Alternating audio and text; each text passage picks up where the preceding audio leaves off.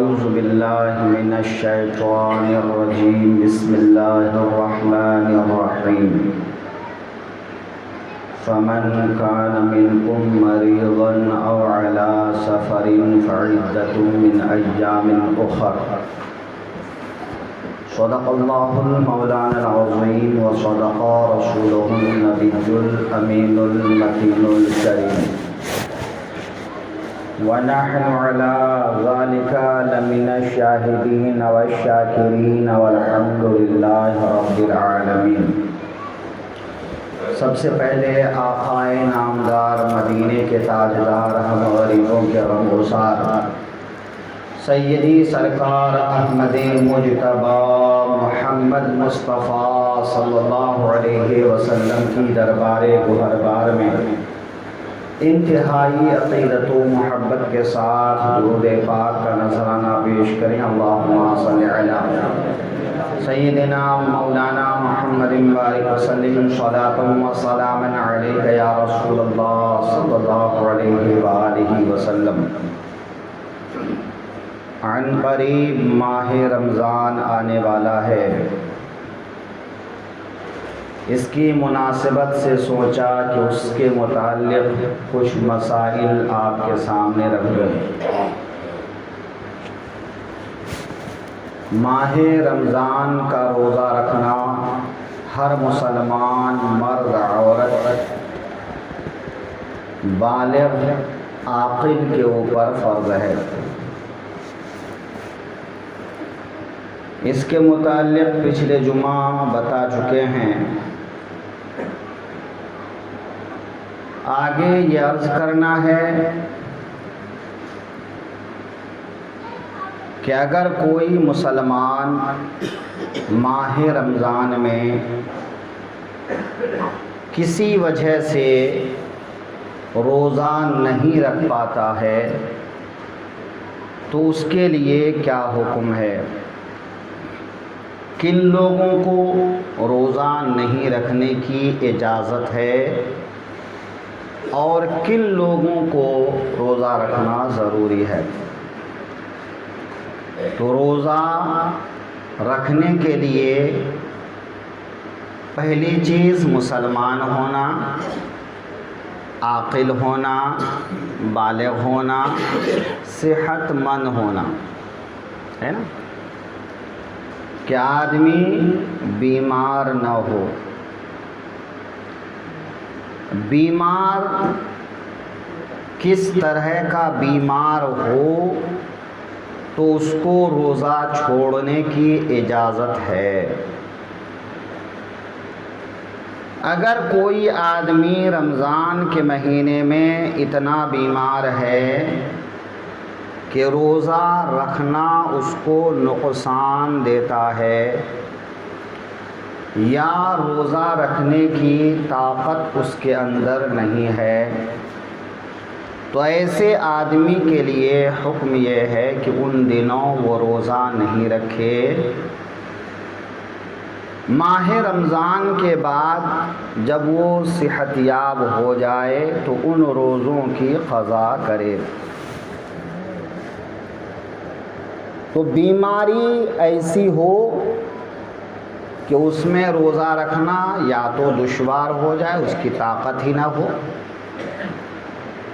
یا روزہ رکھ تو سکتا ہے مگر اس کی وجہ سے بیماری یا بڑھ جائے گی یا بیماری دیر میں ٹھیک ہوگی، ہے نا، کہ مرض بڑھ جائے گا یا مرض دیر میں ٹھیک ہوگا۔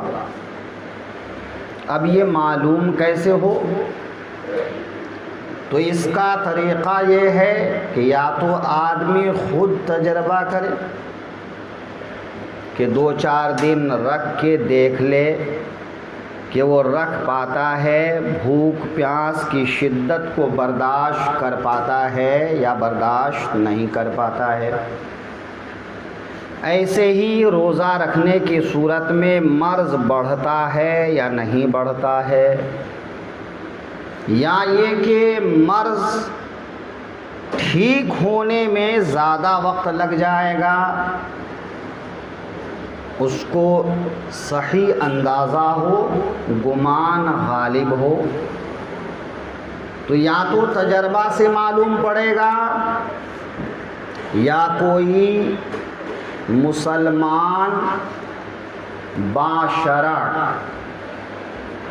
ڈاکٹر جو اس مرض کا ماہر ہو وہ بتائے، تو اس کے کہنے پہ روزہ چھوڑنے کی اجازت ہے۔ ظاہر ہے کہ آج کل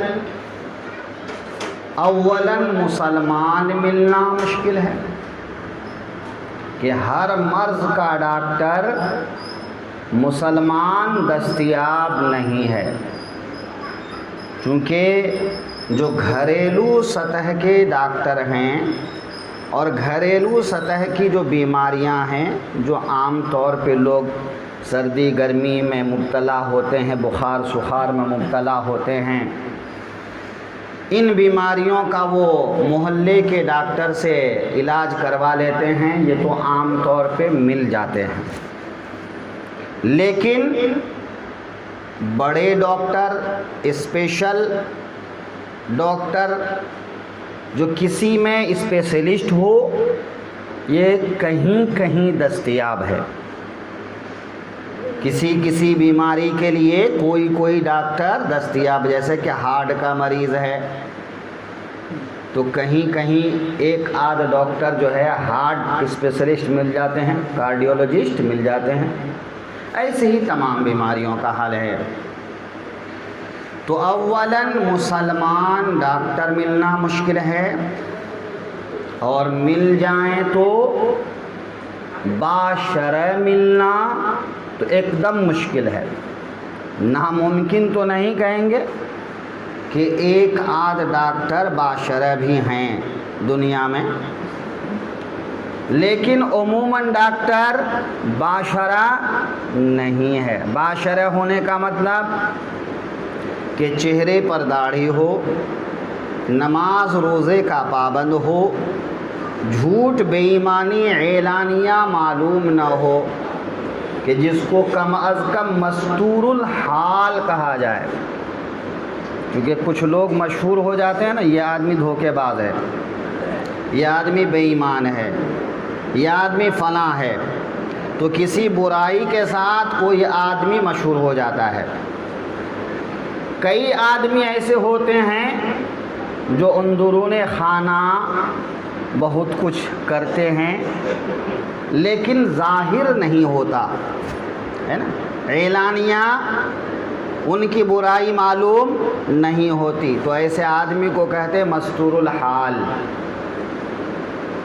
تو کم از کم مستور الحال آدمی ہو کہ بھئی ان کا ظاہری طور پہ نماز چھوڑنا، داڑھی منڈانا، جھوٹ بولنا، دھوکہ دینا لوگوں کو اعلانیہ معلوم نہیں ہے۔ دیکھنے میں آدمی ٹھیک ٹھاک لگ رہا ہے، تو ایسا آدمی تو اکا دکا کہیں مل جائے تو نصیب، ورنہ عموماً آج کل لوگ باشرع نہیں ملتے۔ اب ایسے حال میں کیا کیا جائے؟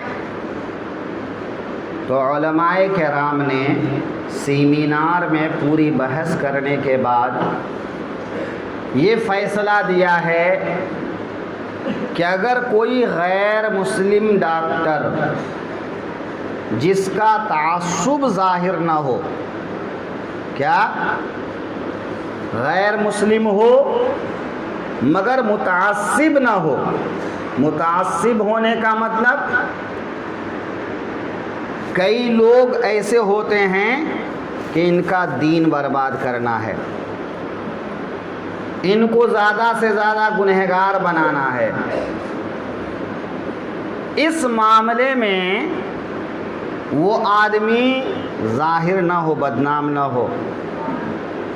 کئی بہت بدماش ہوتے ہیں نا، وہ جان بوجھ کے وہ کام کرواتے ہیں جو کام اسلام میں نہیں ہے، جو کام مسلمانوں کے ہاں نہیں ہے، وہ ایسی باتیں کرتے ہیں۔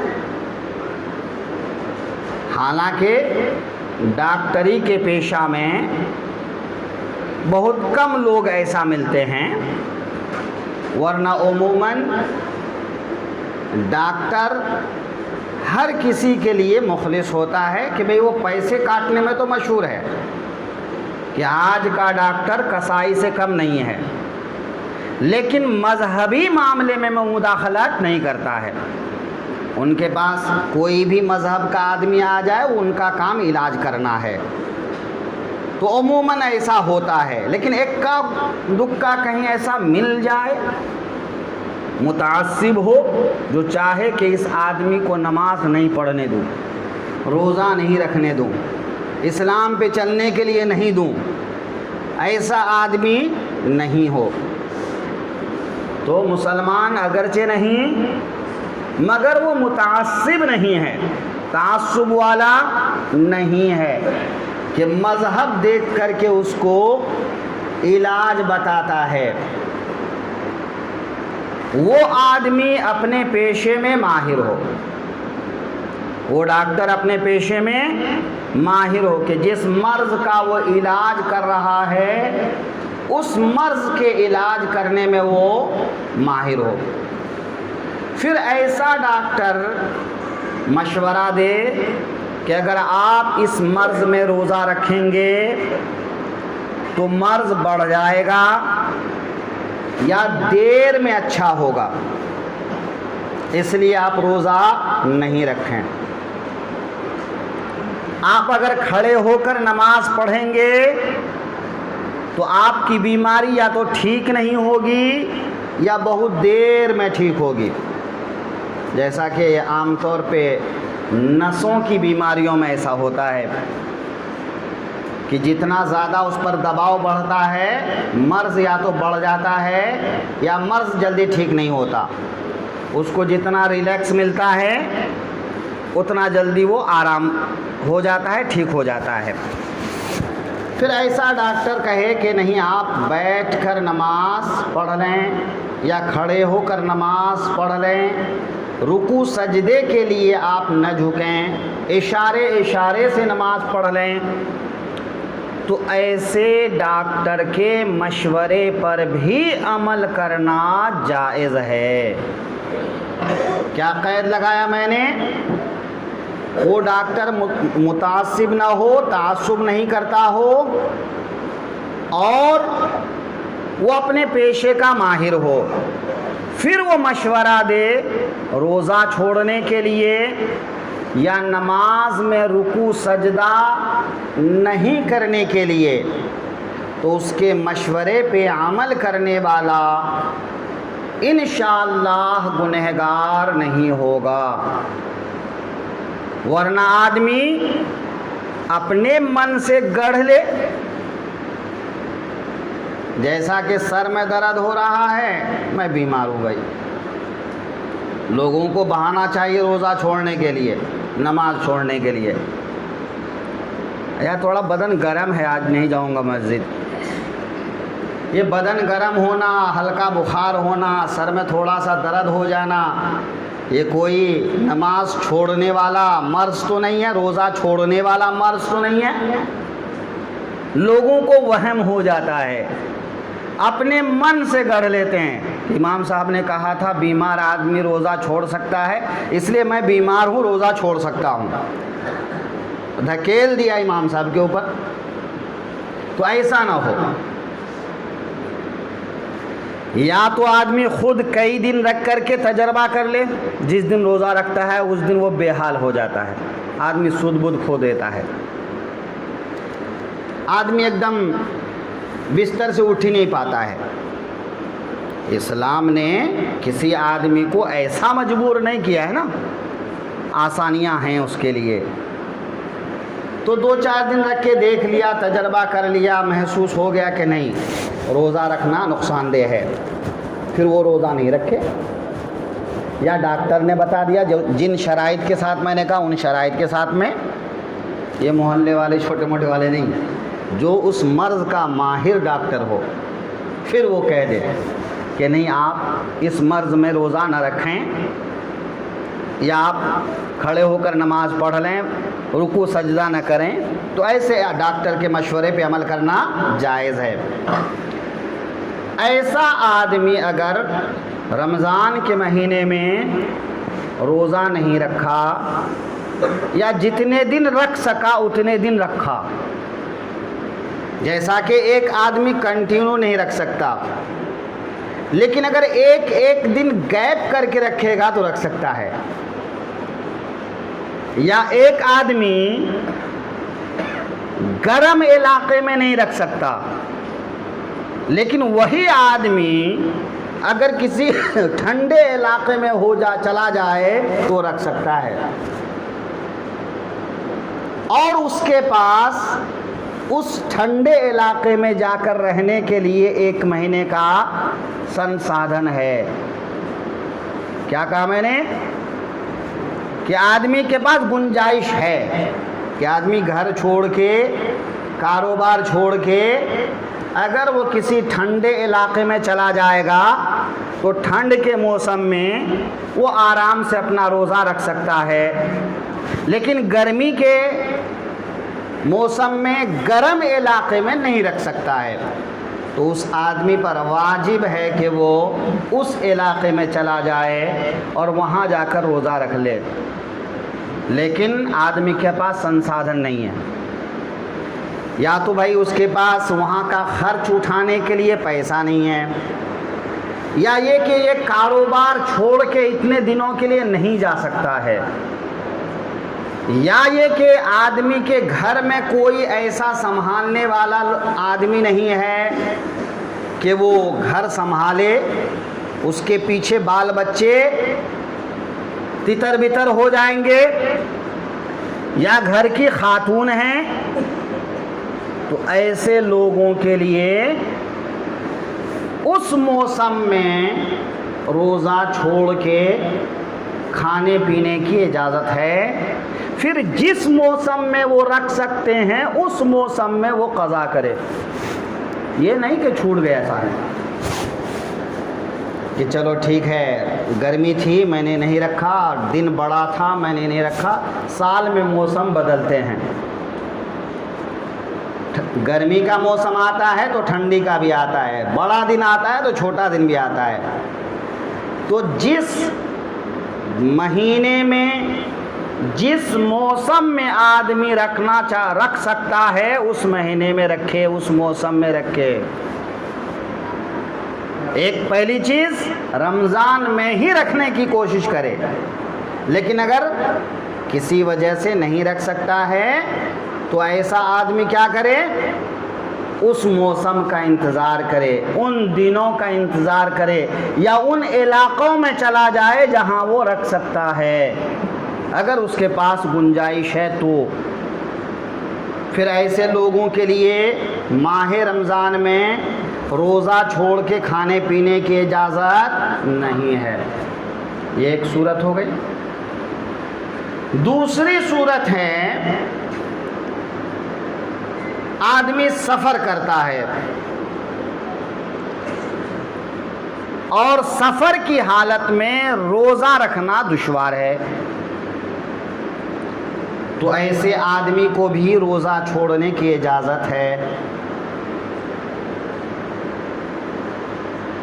آج کل کے جو سفر ہیں بڑا آسان ہے، کوئی تکلیف نہیں ہے، ٹرین میں جائیں تو، پلین میں جائیں تو، نہ وہاں موسم کے لحاظ سے نہ اور کسی لحاظ سے اتنی تکلیف ہوتی ہے کہ آدمی روزہ چھوڑنے پہ مجبور ہو جائے۔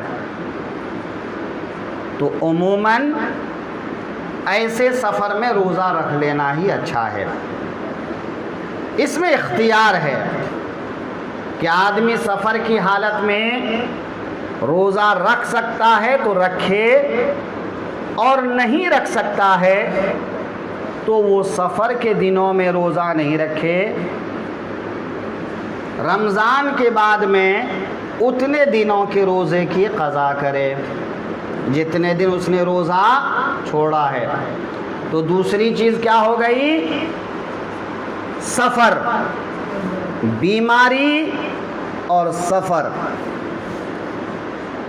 تیسری چیز کیا ہے؟ بڑھاپا. آدمی کے اوپر اتنا بڑھاپا آ گیا ہے کہ وہ روزہ رکھنے پر قدرت نہیں رکھتا ہے. یہ عمر کا تقاضا سب کے ساتھ ہوتا ہے. تو اگر وہ ایک دن چھوڑ کے 2 دن چھوڑ کے کوئی دن رکھ سکتے ہیں تو جتنے دن رکھ سکتے ہیں اتنے دن رکھ لیں. کوشش کریں کہ رمضان کے بعد ایسے ہی کر کے روزے پورے کر لیں. لیکن بڑھاپے کی کمزوری ایسی کمزوری ہے جو روز بڑھتی ہے، ختم نہیں ہوتی ہے، گھٹتی نہیں ہے. بیماری تو ٹھیک ہو جاتی ہے لیکن بڑھاپا آدمی، یہ نہیں ہو سکتا کہ بڑھاپا سے آدمی جوانی کی طرف لوٹ جائے. تو روز بروز کمزوری بڑھتی ہے، جس کو قرآن پاک میں شیخ فانی، فقہ کی زبان میں کیا کہا اس کو؟ شیخ فانی. ایسا بوڑھا آدمی جو روزہ رکھنے کی طاقت نہیں رکھتا ہے اور آئندہ رکھنے کی کوئی صورت بھی نظر نہیں آتی ہے. ایک تو درمیانی والے ہیں کہ ٹھیک ہے وہ کنٹینیو لگاتار نہیں رکھ سکتے ہیں لیکن 2-4 دن غائب کر کے رکھ سکتے ہیں. 1-2 دن رکھ لیا، پھر 1-2 دن کھایا پیا، پھر 1-2 دن رکھ لیا، 1-2 دن پھر کھایا پیا. اس طرح سے وہ بقایا روزہ وہ رمضان کے بعد میں قضا کر لے. ایک وہ ہیں کہ بھائی نہیں کر سکتے ہیں.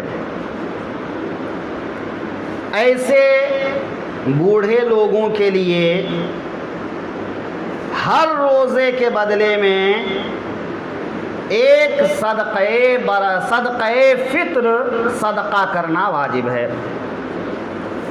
ایسے بوڑھے آدمی جو اتنے کمزور ہو گئے ہیں کہ اب وہ روزہ رکھنے کی طاقت نہیں رکھتے ہیں اور نہ آئندہ روزہ رکھنے کی طاقت آنے کی امید ہے، تو ایسے لوگوں کے لیے ایک روزے کے بدلے میں ایک صدقہ فطر. صدقہ فطر کی تفصیل کیا ہے کہ صدقہ فطر یا تو 1 سا جو، چھہارے، کشمش یا آدھا سا گیہوں. جس زمانے میں یہ مسئلہ بیان ہوا تھا اس زمانے میں گیہوں مہنگا تھا، کھجور سستا تھا. وہاں کی پیداوار کھجور وغیرہ کی تھی، تھوڑی بہت جو. لیکن آج معاملہ پلٹ گیا ہے، گیہوں سستا ہو گیا ہے اور کھجور، چھہارے، کشمش مہنگے ہو گئے. اور اب تو جو بھی مہنگا ہو گیا کہ گیہوں کے مقابلے میں جو مہنگا ہے. تو ایسی صورت میں ہمارے ہاں عام طور پہ صدقہ فطر میں نصف سا گیہوں، اس کا جو وزن آج کے وزن کے اعتبار سے بتاتے ہیں 2 کلو 45 گرام، تھوڑا کم ہو زیادہ، 2 کلو 45 گرام. تو 1 سا کا وزن کتنا ہو گیا؟ 4 کلو تقریباً 90 گرام. تھوڑا 1-2 گرام کا فرق ہو تو کوئی مسئلہ نہیں ہے، تقریباً 90 گرام. تو ایک آدمی ایک روزے کے بدلے میں ایک صدقہ فطر ادا کرے. اب ہر آدمی اپنے حساب سے دیکھے، ان کو گیہوں میں ادا کرنا ہے یا کھجور اور چھہارے میں ادا کرنا ہے. ہم جب عید الفطر میں صدقہ فطر کے لیے اعلان کرتے ہیں نا تب بھی یہی چیز بتاتے ہیں. آج کل لوگ بہت کم میں چھوٹنے کا زیادہ دھیان دیتے ہیں. اچھا خاصا آدمی ہے، کمی نہیں ہے، مگر دین کے معاملے میں خرچ کرنے میں وہ کوتاہی کرتے ہیں. باقی دنیاوی اخراجات ان سے جتنا لے لیجیے آپ. تو ایسے لوگوں کے لیے گزارش یہی ہے کہ ہر آدمی اپنی حیثیت سے، جو نارملی لوگ ہیں وہ گیہوں سے ادا کر دیں، 2 کلو 45 گرام گیہوں کا جو دام ہوتا ہے، بھاؤ ہوتا ہے، اس حساب سے ادا کر دیں۔ باقی جو صاحب حیثیت لوگ ہیں وہ کھجور کے دام سے، چھہارے کے دام سے، کشمش کے دام سے ادا کریں۔ جتنا زیادہ اللہ کی راہ میں خرچ کریں گے ثواب اتنا زیادہ ملے گا۔ تو نیکی سے بھاگنے کے بجائے نیکی میں رغبت پیدا کرنی چاہیے، نہ یہ کہ نیکی چھوڑ کے آدمی کو بھاگنا چاہیے۔ تو ایک شیخ فانی ایک روزے کے بدلے میں 1 صدقہ فطر ادا کرے گا، اور صدقہ فطر کی تفصیل وہی کہ اگر کمزور ہے مالی حیثیت سے تو گیہوں کا دام ادا کرے، اور پیسے والا ہے تو کھجور اور چھہارے کا دام ادا کرے۔ شیخ فانی چاہے تو پہلے رمضان میں ہی ایک ساتھ پورے مہینے کا صدقہ دے دے، یا رمضان کے بعد عید والے دن دے دے، اختیار ہے۔ یا یہ کہ آدمی 30 یا 29 جتنے بھی صدقہ بنتے ہیں وہ سب ایک ہی فقیر کو دے دے، یا الگ الگ فقیر کو دے، ان کو اختیار ہے۔ اس میں کوئی قید نہیں ہے کہ پہلے ادا نہیں کر سکتے ہیں اور بعد میں ہی ادا کرنا ہے، یا الگ الگ فقیر ڈھونڈ کے دینا ہے، ایسا کوئی ضروری نہیں ہے۔ مسجد کی تعمیر و ترقی کے لیے جھولیاں آپ سب تک پہنچ رہی ہیں۔ آپ سبھی حضرات سے گزارش ہے کہ اپنا تعاون زیادہ سے زیادہ پیش کریں۔ اللہ آپ کے تعاون کو قبول فرمائے اور ماہ رمضان میں آپ سب کو زیادہ سے زیادہ نیکیاں عطا کرے۔ میں عرض کر رہا تھا یہ شیخ فانی کا مسئلہ ہو گیا۔ اب شیخ فانی کے علاوہ کچھ مریض ایسے ہیں کہ ان کا مرض مکمل ٹھیک ہونے کی امید نہیں ہے۔ اللہ ہر مسلمان کو ایسے مرض سے بچائے، ہے نا، مگر اللہ کی قدرت ہے کس کو کون سا مرض لاحق ہوگا، کس کو کون سا معاملہ درپیش ہوگا، وہ اللہ جانتا ہے۔ لیکن اگر کوئی آدمی ایسی بیماری میں مبتلا ہو گیا کہ وہ بیماری عموماً ٹھیک نہیں ہوتی، دوا کھاؤ، دوا کے سہارے زندہ رہو، ہے نا، بہت سے ایسے لوگ ہیں بیچارے سالوں دوا کھا رہے ہیں۔ ایسے مریض کے لیے بھی یہی حکم ہوگا کہ ایسے مریض اگر روزہ رکھ سکتے ہیں تو روزہ رکھ لیں، نہیں رکھ سکتے ہیں درمیان میں 1-2 دن چھوڑ کے رکھ سکتے ہیں تو ویسے کر لیں، نہیں کر سکتے ہیں تو وہ بھی فدیہ ادا کریں۔ تو دائمی مرض میں بھی فدیہ ادا کرنے کی اجازت ہے کہ ہر دن کے بدلے میں 1 صدقہ فطر ادا کر دیں۔ یہ فدیہ کی بات ہو گئی۔ مریض، مسافر، اس کے علاوہ حاملہ عورت، کہ عورت حمل سے ہے، یہ اللہ کی طرف سے نعمت بھی ہے اور آزمائش بھی۔ قرآن پاک میں آیا وَهْنٌ عَلَىٰ وَهْنٍ، کہ جیسے جیسے دن بڑھتا ہے عورت کی کمزوری بڑھتی ہے۔ ایک عورت کی قربانی اولاد کی پیدائش کے لیے بہت بڑی قربانی ہوتی ہے، کہ ایک ماں جو بوجھ جھیلتی ہے 9 مہینے تک، وہ بہت بڑی آزمائش ہے۔ اور پھر ولادت کے وقت جو مشکلات ہیں وہ الگ ہیں، ان کا کوئی برابر، کوئی اس کے مقابلے میں احسان نہیں ہے۔ औलाद कभी अपनी माँ का हक अदा कर ही नहीं सकते हैं, लिहाजा एक आजमाइश है। तो अगर खातून हमल से हैं, उनको रोज़ा रखना दुश्वार होता है कि रोज़ा रखने से नुकसान होता है या रोज़ा रखने से उनको कोई और परेशानी होती है, तो उनको भी इजाज़त है कि इस दौरान वो रोज़ा न रखे। बच्चा पैदा होने के बाद जब उनके बदन में क़ुव्वत पैदा हो जाए, ताकत पैदा हो जाए, फिर उन रोज़ों की वो क़ज़ा कर ले।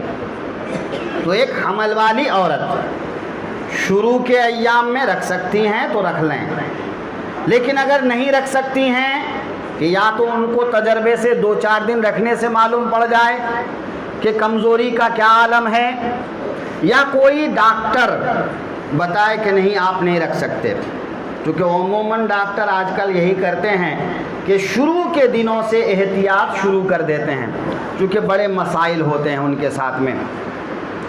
तो अगर ऐसे मामलात हैं तो उनको भी इजाज़त है कि माह रमज़ान का रोज़ा वो क़ज़ा करें, रमज़ान के बाद वो रोज़ा रख लें। दूध पिलाने वाली औरत के बच्चा छोटा है, दूध पी रहा है, अभी बच्चा बाहर का दूध नहीं पीता या बाहर की कोई चीज़ नहीं खाता, और औरत को तजर्बा हो जाए कि अगर वो रोज़ा रखेगी या तो दूध खुश्क हो जाएगा या फिर बच्चे को पेट भर दूध नहीं मिलेगा, या बच्चा मुतमईन होके दूध पी लेगा मगर औरत बहुत ज़्यादा कमज़ोर हो जाएगी। हर किसी के हालात अलग होते हैं। तो अगर दूध पिलाने वाली खातून महसूस करे कि रोज़ा रखना उसके लिए मुश्किल हो रहा है या उसके बच्चे के लिए मुश्किल पैदा कर रहा है, तो ऐसी खातून को भी इजाज़त है कि दूध पिलाने के दौरान अगर रमज़ान का महीना आया है तो उन दिनों वो रोज़ों की क़ज़ा कर ले। जब बच्चा बड़ा हो जाए, खाने पीने लग जाए, उसको माँ के दूध की इतनी ज़रूरत नहीं रह जाए, औरत तंदुरुस्त हो जाए, उन दिनों में वो क़ज़ा कर ले। आज के लिए इतना काफ़ी है ना। मर्ज़ और सफ़र, बुढ़ापा, हमल वाली खातून या दूध पिलाने वाली खातून, ये 5 चीज़ें